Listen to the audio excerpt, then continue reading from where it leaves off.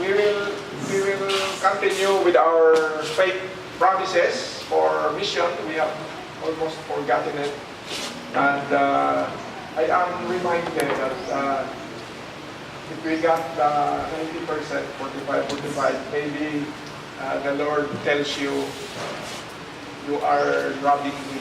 The 10% is lost. Maybe the teachers are not leaving their 10%. True? I don't know. So God knew, God knows. So He tells us in His book, you are robbing me. So you lost the 10%. This morning we will continue with our message. So next Thursday we will prepare with our faith promise envelope. The money before was given to the time when the work in Midsaya, they have no salary because it's summer, so they have no milk, they have no food. Paho came, and so we give that money to him. So we need to have that faith promise to continue on supporting. We can start supporting the work when our salary is small, when we are still students. Do not wait when you have millions, 10 billions, you will become selfish. You start when you start giving when your salary is small. Then you will learn how to give. So our message this morning is titled, The Sweet Fruit of Bitter Times. With these bitter times, be courageous, be brave. And the outcome will that, the outcome, you will have sweet fruits. So when you have sweet fruits, supposedly you should be rejoicing, you should be happy. The fruits is sweet that will make you smile and enjoy eating. But that is special because that sweet fruit comes out in unexpected time when everything around us becomes bitter or hard. So the title. No, problem mo siya. Sabi niya ganyan. Okay. Intro. The question this morning that we will ask is, when do we have bitter times? If the title is Sweet Fruits Coming Out During Bitter Times, the question is, when do we have bitter times? We have bitter times if each one of us have a load that is hard to bear. Usually when your bag is just okay for its weight, you can carry your bag and you can walk straight. But when your load carrying is so heavy, it makes your body hurt. That is one of the bitter times. Number two, when there is bitter sorrow, when the sorrow you have makes you to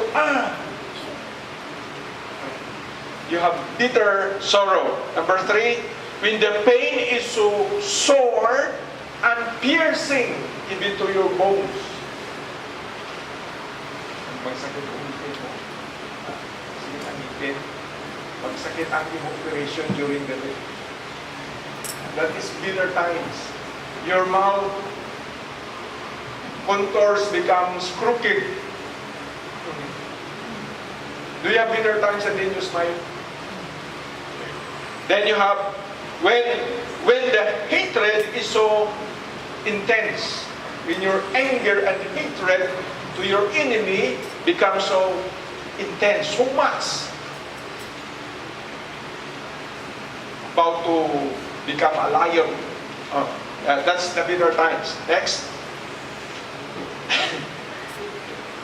When it is said that we have sweet fruits, there is sweet fruits when there is good and beautiful outcome in our life. When the outcome, when the result, we observe it, it is good. It is good for us. And it is beautiful to have that outcome in our life. Number two, when we are moving forward to experience and to have betterment in life, when we are progressing, there's betterment in life. Number three, when there's pleasant momentary feeling, when you feel so good, you see, that is sweet fruits. And then the last, when we savor, when we taste sweet products of our work, just like when you bake a cake and when you eat the cake during birthdays, that's delicious. So those are sweet fruits. Now, the famous preacher Billy Graham said, mountain tops, in the mountain, when you go up to the mountain, when you are there at the top of the mountain tops, reason for coming there, it is good and pleasant to be there at the top just to view. It's not good for anything else. There was one TV newscaster, pangalan niya si Kara David. He went at the Greece top of the mountain tops just to view and just to make you inspired. I'm here. I'm at the top. And it is only good for viewing, just to view the beautiful scenery, places. But if you want fruits, sweet fruits, the fruits should be grown in the valley. It is not at the mountain top. Never you would see sweet fruits at the mountain top. Mountain top experience, meaning those are pleasures and joy. You are excited, you are happy, the top. But when you want fruits, never it grows there at the top. You have to go down. When you go down, those are better experiences. When you go down, these are sufferings. When you go down, that is hardship. You go down in the valley, that is where you find fruits. You are planting fruits in the valleys. So, for sweet fruits to come out during bitter times, there must be a condition. Okay? If we want, in the better times when we are perspiring and we are oozing in pain and having troubles and experiencing load so heavy, still you want sweet fruits to come out, then there are conditions. Conditions number one. The first is, sweet fruit comes out when, number one, there is a joyful expectation in facing trials. Okay? Never will sweet fruits comes out when you face trials if your face, in the midst of trouble and pain, you are not expecting joy. You are expecting opposite to joy. What is the opposite of joy? Opposite of joy. Oh, ganyan ka. So, if you are expecting sadness, your face is also picturing sadness. So, pag sabi mo, money is small, then your face. So, you can only have sweet fruits when money comes too small and it's, expect something is planning. God is planning something beautiful. So when you expect joy in bitter times, kay small amount of money, ganyan, the money is ganyan, and then you smile, you must have a joyful expectation in facing trials. That is in verse 2. Verse 2 says, James said, consider it pure joy. Not even a mixture, Pag sabi niya pure, walang halo. There is no mixture. So, James said, Apostle James said, consider it pure joy. Now, notice please, the word consider. Consider, meaning, when you look around, when you have problem, when you look around, there's nothing that will give you joy. Joy is not there. 45%. Where is joy there? You look around, there's no joy. But in the bitter times, think it joy. Think it joyful. Consider joy, meaning you have to change your view. You have to change the atmosphere. Consider it pure joy, my brothers and sisters, whenever you face trials and many times. Meaning, joy is not there, but consider it. Think that you have joy in it. That's in verse 2. Next. Now, what should be our attitude towards better times? Why do we have to have expectation, a joyful expectation? Because James said, consider it pure joy.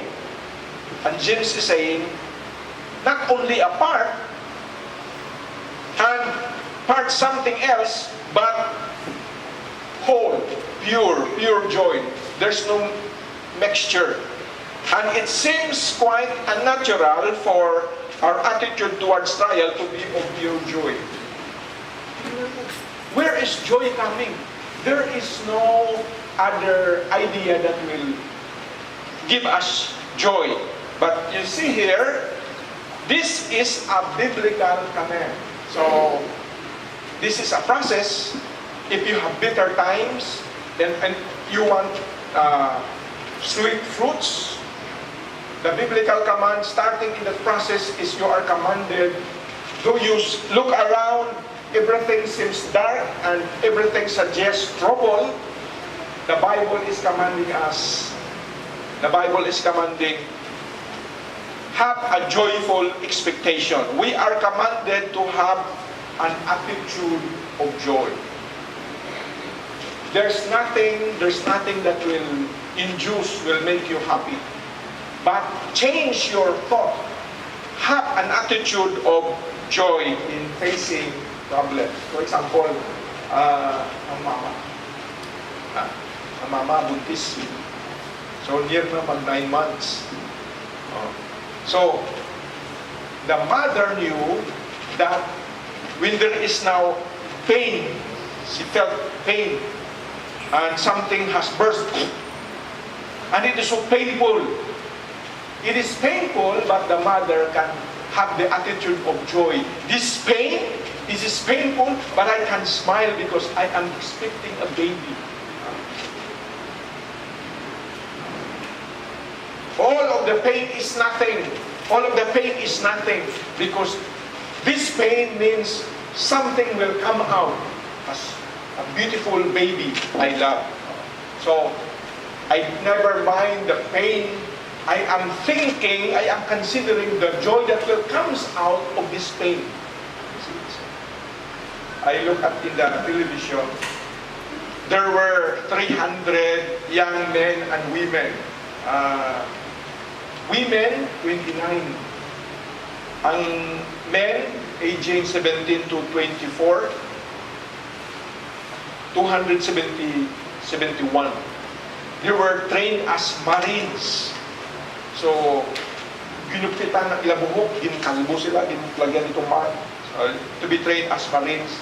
And then, they were made to crawl in the dirt until they give up. And that's the training to become a Marine. In the same manner, when we are facing troubles, we are trained. But we expect that after this trouble, we will become a proud Marine. Anong sabi sa mga Marines? Selected few, but proud Marines are being trained in the same manner in the service of the Lord, in the spiritual life. We are trained as soldiers of the Lord. So in the training, we need to face hardship. But you can have the attitude of joy, because after this hardship, you will come out strong. Okay? Next. What is the lesson in this truth?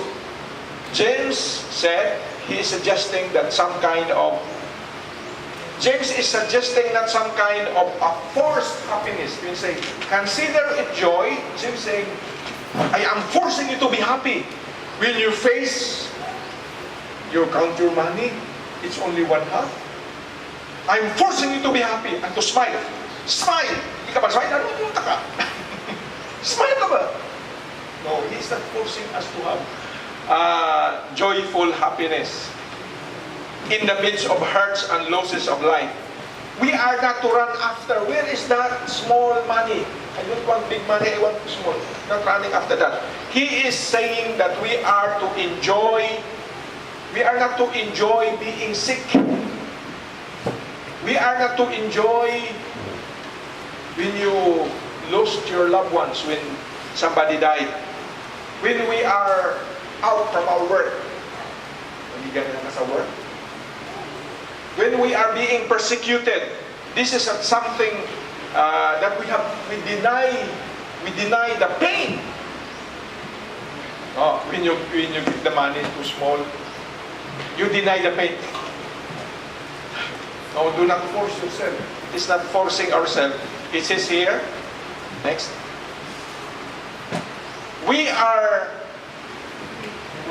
hurting, we are suffering, but James does not suggest that we manufacture some kind of worldly and happiness that is out of troubles. Rather, James is saying, what he is suggesting is that there is a reason to be joyful. We can have a reason to be joyful. For example, ang mama nga gidala sa hospital kay masakit. Nakakita ko. Ano yung experience sa visit? Naka-visit ako sa hospital. Ang mama nga buntis, naglako-lakaw, kasi pinabugbog niya nga husband. Pagkatapos, paglabas, nakasmile siya. There is a joyful expectation in the midst of pain. That is what James is telling us. So, meaning the mother who is in pain will find, and what is the reason? What's the reason of this pain? What is the reason of this pain? The reason will make you joyful. The reason will give you the attitude of becoming a joyful person. Okay? This is number one. So it is not being happy about the trouble. James saying, don't be happy about the trouble. It is finding joy what the troubles produce. Ang mama ba? What is joyful in this pain? Sakit. Ano sakit niya dito? Dito sa kilid? Hindi na ganyan. Ganyan. What is joyful in that pain? Wala. But the reason for joy is the coming out of the baby. Kung operahan ka, for example, operahan ka sa appendix, may appendix na lang. Operahan ka. What is joyful in that pain? The joy that after this, when I'm operated, I'll be healed. My life becomes normal again. So, it is finding joy in what troubles produce. It is enjoying the sweet fruit produced only by better times. Next. So, James, consider it joy. Why? Ano pa namin sa iyo? Why? Because we know that the testing of our faith produce perseverance. The trials test our faith. Next. Now, number 2. Number 1. When do we expect sweet fruits coming out of bitter joy? Number 1, if there is a joyful expectation. Number 2, ano sabi? If you won't give up in the midst of testing. I will tell you, it's not that because there are bitter times, it will come out sweet fruit. No, it's not normal. It's not instantaneous that all bitter times produce sweet fruits. No. It is only when you expect a joyful expectation. Number 2, it's only when you won't give up during the hard times. In the bitter times, if you give up, so you cut the possibility that sweet fruit will come out. But if you will not give up, if you continue on, if you nagpakabalan, you continue on, pag ganyan ka, nag-smile ka ba, you have joy, then there will be sweet fruit that will come out. What is verse 3 saying? Verse 3. Because you know that the testing of your faith produce perseverance. Now, what is this word? What is to persevere means? Persevere means don't give up. You receive the money, small, ma-resign ako sa DMI. Example, bitter times ang estudyante, katrubol sa DMI, resign home na po. Sa estudyante. The condition at home and the condition in DMI is different. So when you come to DMI, you are facing hard times. At home, I can sleep anytime. At home, I want what I like. I receive it. I can have it. But here, there is a schedule I have to follow. Bawal mag-sweetheart. So kung bawal mag-sweetheart, puli na lang po.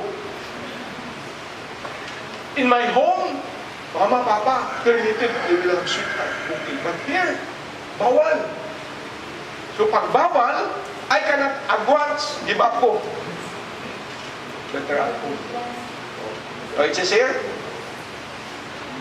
if it is only that you persevere, that you will not give up, meaning you endure, if you endure, then sweet fruits will come out. Now, question, what happens if you continue on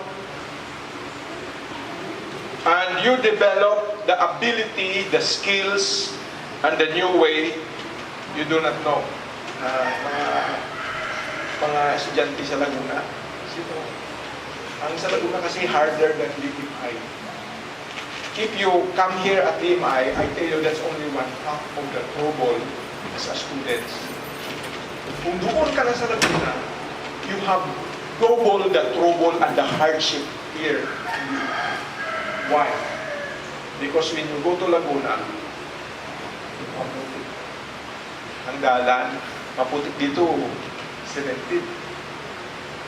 Yung pagpunta mo doon, not only maputik, ang daan pa ganyan-ganyan, because you will be coming up the mountain.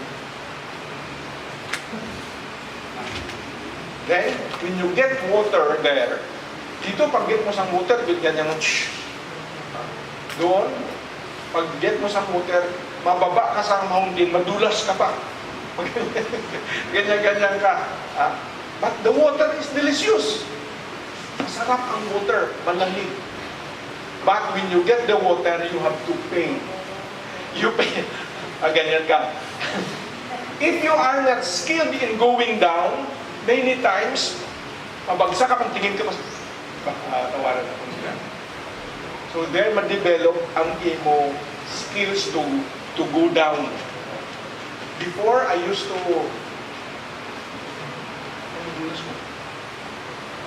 Pag nakita ko yung mga children, very quick ang taga doon. Ang mga children na nag-grow doon, tatawanan ka lang. Very quick. Kaya ka nila, bakit ako? Kanak. But tomorrow,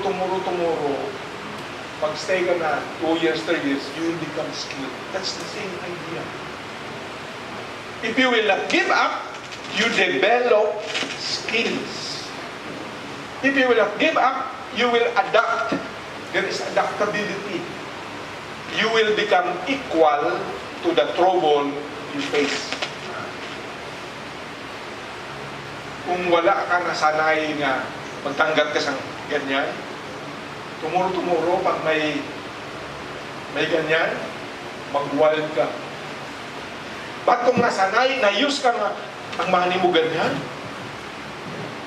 tingnan ka, bakit hindi ka nag-wild? Ano ka nagdabog-dabog? Why? Kaya nag-habit. You have formed the habit, accepting it, and developing the habit. Nakita nyo si Julius nga nag-preach dito. He is now a master. He has an MA and he is the director of the camp when he preach here. His father and mother is well off. They are able to go to a beautiful school. But when he went to Laguna, he has a hard time. Ang responsibility niya, magluto sa lugaw sa morning. So kung magluto ka sa lugaw, hindi pa rin siya na maganyan ka lang. Nang magugas ka sa pot. No, you go down to get water, kiri-kiri niya. Ganyan siya. But after that, after enduring 4 years, he graduated in college. Now, that is the sweet fruit. So, those hardship trains us. It develops ability in us to make us strong. What makes us strong? If we face hardship, if we face trouble, if we face something that we don't expect. I'm expecting different. So when you face things that is bitter, it develops skills and abilities. So ito. Another thing is that, another example or illustration is that facing bitter times is compared to gold that is put in the fire. Ilagay, gold ilagay. Sing-sing na ilagay sa fire. Anong purpose? When you put the gold in fire and then there is no expectation of joy, tanggalin mo yan. If there is no perseverance, sabi sa gold, get me out of the fire. But when the gold endures under fire, kahit mahirap, kahit mainit, sige lang, what happens?